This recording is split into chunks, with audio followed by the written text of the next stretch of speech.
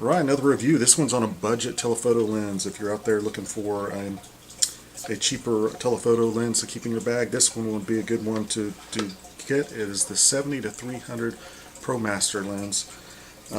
This one today is we're looking at it on a Pentax mount, but it also comes in Nikon and Canon mounts. This were made back in the 90s for film cameras, but they are autofocus and they will work on your modern day DSLR. So let's put this down. We'll take a closer look at it and I'll show you all the features and some sample shots and such. Alright, here it is. It's pretty solid construction. It's kind of made of both plastic and metal in here, metal back here. This is f4 to f5.6, so if you don't know what that means, at 70 the widest aperture it could have is f4, and at 300 the widest aperture is f5.6. I'm not going to do an autofocus on this, but it's pretty much screwdriver autofocus the same. It's going to be a little buzzy, but not too buzzy. It's very accurate. I didn't have any issues with that in my tests. So you should be able to find this for around $60. If you're looking at this one, you're also probably looking at another lens, the Tamron lens there.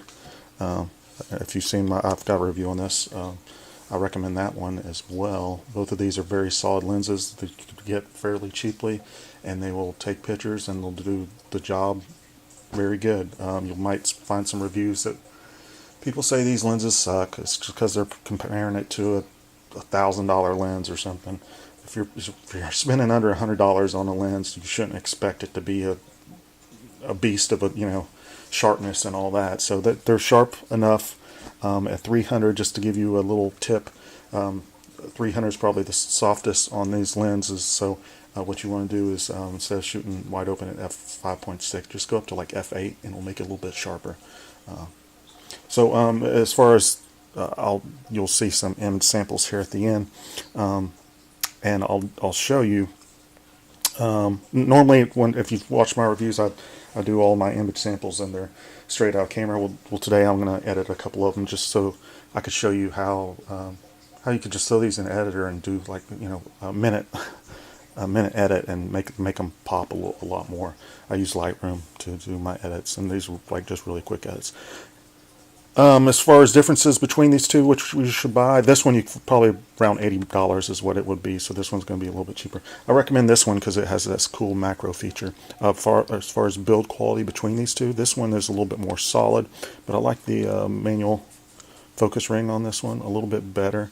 You will find this version also with a different grip on it. That's just an older version of it.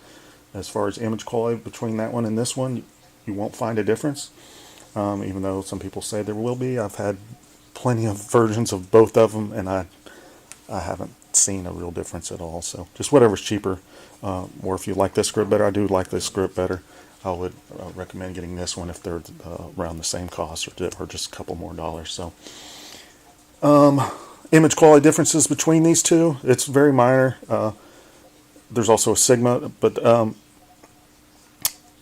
this one is a little bit better with the Promaster. Is a little bit better with the purple fringing around branches and stuff. I found it a little bit less than this one, but this one I thought the color renditions of straight out of camera had a little bit more pop to them than they did on this one. But like I said, you're just throwing this in an editor, so they're so close in various aspects. I would just, whichever one's cheaper, or if you like the actual design of one better, I would recommend this one just because it has that macro feature. But if you already have a macro lens, you might just want to go ahead and get this one because you could get it for a little bit cheaper. So I guess that's about all. I was just going to show you that this actually came in with the camera. I was going to show the Pentax ZX50.